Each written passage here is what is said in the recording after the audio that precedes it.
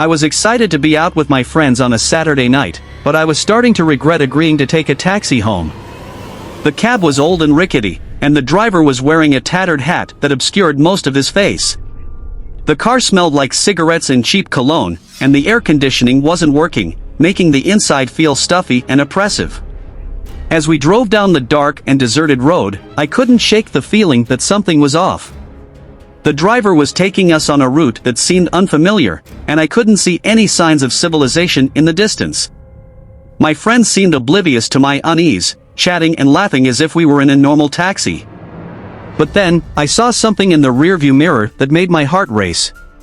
The driver was grinning at me, revealing a set of yellowed teeth that looked like they belonged to an animal rather than a human. His eyes were bloodshot and wild, and I could tell that he was enjoying my discomfort. I tried to tell my friends that something was wrong, but they just brushed me off, saying that I was being paranoid. But then, the driver took a sudden turn down a narrow dirt road that led into the woods. I screamed, telling him to stop, but he just laughed and kept driving. As we went deeper into the forest, I realized that we were completely isolated. The trees loomed over us like sentinels, their branches casting twisted shadows on the ground. I could hear strange noises coming from the darkness, like something was moving in the underbrush. Suddenly, the car screeched to a halt, and the driver turned around to face us. His face was twisted into a snarl, and he pulled out a knife from under his seat. My friends were screaming, but I couldn't move. I was paralyzed with fear, staring into the driver's insane eyes. In that moment, I knew that we were never going to make it out alive. The driver lunged forward, and I closed my eyes, waiting for the end to come. But then, I felt a sudden jolt, and the car started moving again. When I opened my eyes, we were on the main road, with the lights of the city ahead of us. My friends were still screaming, but I was in shock. I couldn't believe that we had made it out alive. As we pulled up to my house, I stumbled out of the car and collapsed on the sidewalk, still shaking with fear. I never took a taxi again after that night. The memory of the grinning driver with the animal teeth still haunts me, and I know that I will never forget the terror of being trapped in that creepy taxi. Months had passed since that fateful night, but the memory of the creepy taxi ride lingered in my mind. Despite my fear, life moved on, and I had to take another taxi one evening when my car broke down on my way home from work. The taxi that pulled up to the curb was modern and sleek, with a clean and tidy interior. The driver was a friendly-looking man in his 50s with a neatly trimmed beard and a friendly smile. He greeted me warmly and asked where I wanted to go. I told him my address, and we set off down the road. The traffic was heavy, so we chatted about the weather, our families, and other small-talk topics. I began to relax, feeling more and more comfortable with the driver. But then, as we approached a particularly dark stretch of road, I saw something in the corner of my eye that made me freeze. In the back seat, I saw the faint outline of a figure, a dark shape that seemed to be staring at me with unseeing eyes. I turned to the driver, my heart pounding in my chest, but he didn't seem to notice anything amiss. He just kept driving, talking about his favorite restaurants in the city. I tried to shake off the feeling of unease, telling myself that it was just my imagination. But then, I heard a faint whisper in my ear, a voice that sounded like it was coming from right beside me. "Get out!"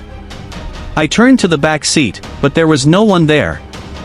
The whisper came again, stronger this time. "Get out now!" I knew that I had to listen to that voice.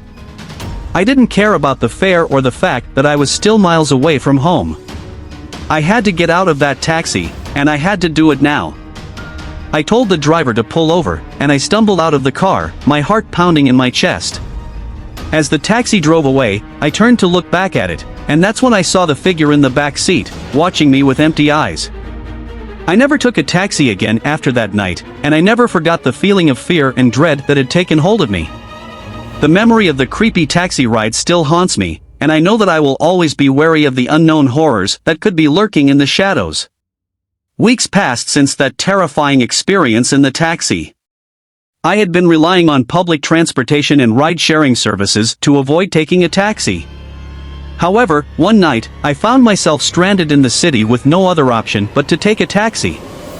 As I waited for a taxi to arrive, I tried to shake off the feeling of unease that had been gnawing at me ever since the previous incidents. When the taxi pulled up, I tried to reassure myself that it was just another ride, that nothing would happen to me. The driver was a middle-aged woman with a pleasant smile and an easy demeanor. She asked me where I wanted to go, and I gave her my address. As we drove, I relaxed a little, feeling a bit more at ease. But then, the driver took a sudden turn down a dark alley, and my heart leapt into my throat. The alley was narrow and deserted, and I could hear strange noises coming from the shadows. I tried to tell the driver to turn around, but my voice caught in my throat. As we went deeper into the alley, I saw something that made my blood run cold. A figure, shrouded in darkness, was standing in the middle of the road, watching us with glowing eyes. The driver didn't seem to notice the figure, but I knew that it was there. I could feel its gaze on me, like it was waiting for me to make a move. As the car slowed down, the figure stepped forward, revealing its grotesque features. It had long, pointed ears and a mouthful of razor-sharp teeth. Its skin was the color of midnight, and its eyes were glowing red. I screamed, telling the driver to get out of there, but she didn't seem to hear me. The figure lunged forward, its claws slashing at the windshield. In that moment, I knew that I was going to die. The figure was too fast, too strong, and I had nowhere to run. But then, the taxi jolted to a stop, and the figure disappeared into the shadows. The driver turned to me, her eyes wide with terror. She apologized and said she didn't know what happened. I got out of the taxi as fast as I could, not wanting to be anywhere near that alley. As I walked home, I knew that the terror was far from over. Something was out there, something that wanted to harm me. And no matter where I went, it would always be there, waiting for me. Days passed since the incident in the alley, but the memory of the creature and the creepy taxi ride stayed with me. I couldn't shake off the feeling that I was being watched, that the creature was still out there, waiting for me. I tried to convince myself that it was just my imagination, but deep down, I knew that something was off. Every time I stepped into a taxi, I felt a sense of dread, like I was stepping into a trap. One night, I was heading home from a late shift at work, and I decided to take a taxi. The driver was a man in his mid-30s, with a scruffy beard and a baseball cap. He seemed friendly enough, but I couldn't help feeling uneasy. As we drove through the quiet streets, I felt a chill run down my spine. It was like something was moving in the shadows, something that I couldn't see. I turned to the driver, but he was focused on the road, his eyes glued to the rearview mirror. Suddenly, the car jolted to a stop, and the driver turned to me with a terrified expression. He muttered something under his breath, and I could see that he was shaking. I looked outside, and my heart sank. The creature was there, standing in the middle of the road, its eyes fixed on us. It was taller than I remembered, with long, sinewy arms and razor-sharp claws. The driver tried to start the car, but it wouldn't budge. The creature started to walk towards us, its jaws snapping open and closed. I knew that this was it, that I was going to die. But then, something unexpected happened. The creature stopped, turned around, and vanished into the darkness. The driver and I sat in silence for a few moments, not daring to move. Then, the driver turned to me and said that he had seen something like that before. He told me about a legend of a creature that preyed on those who took taxis at night, feeding on their fear and despair. I didn't know what to make of his story, but I knew that I had to get out of that taxi. I got out and walked home, feeling like I had narrowly escaped death. From that day on, I never took a taxi at night again. I knew that the legend might be just a myth, but I didn't want to take any chances. I had seen enough horrors to last me a lifetime. Years had passed since the incidents with the creepy taxis and the creature, and I had almost forgotten about them. I had moved to a new city and started a new life, leaving behind the fear and terror that had haunted me for so long.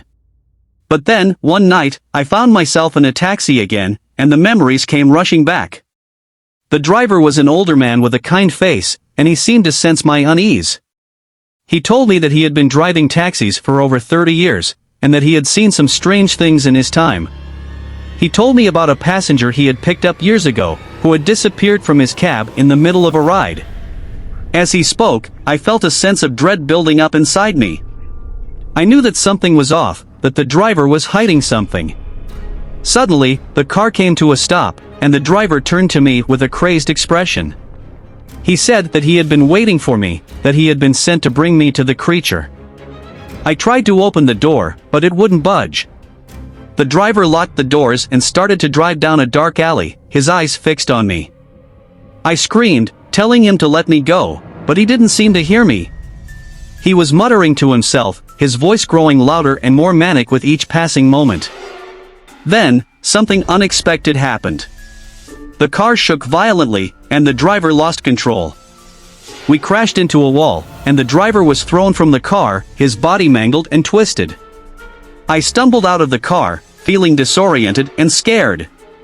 But then, I saw something that made my blood run cold. The creature was there, standing in front of me, its eyes fixed on mine. But then, another twist happened. The creature spoke to me, in a voice that was both menacing and familiar. It said that it had been watching me for a long time, that it had been waiting for me to join it.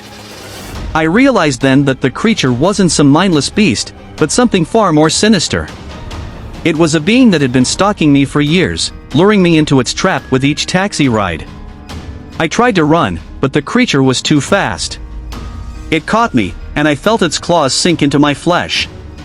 And as I looked into its glowing eyes, I knew that I would never escape its grasp. As the creature's claws dug deeper into my flesh, I felt my consciousness slipping away. I knew that I was going to die, that this was the end. But then, something strange happened. The creature suddenly let go of me, and I fell to the ground, gasping for air. I looked up, and I saw that the creature was no longer there. I stumbled to my feet and looked around, but there was no sign of the creature. It had vanished into thin air, leaving me alone in the dark alley.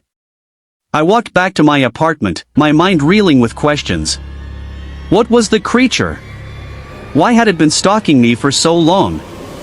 And most importantly, why had it spared me? As I tried to make sense of what had happened, I realized that I might never know the answers. The creature was gone, and with it, the answers to the questions that had been haunting me for years. But then, another twist happened. A few days later, I received a package in the mail. It was a small box, wrapped in brown paper, with no return address.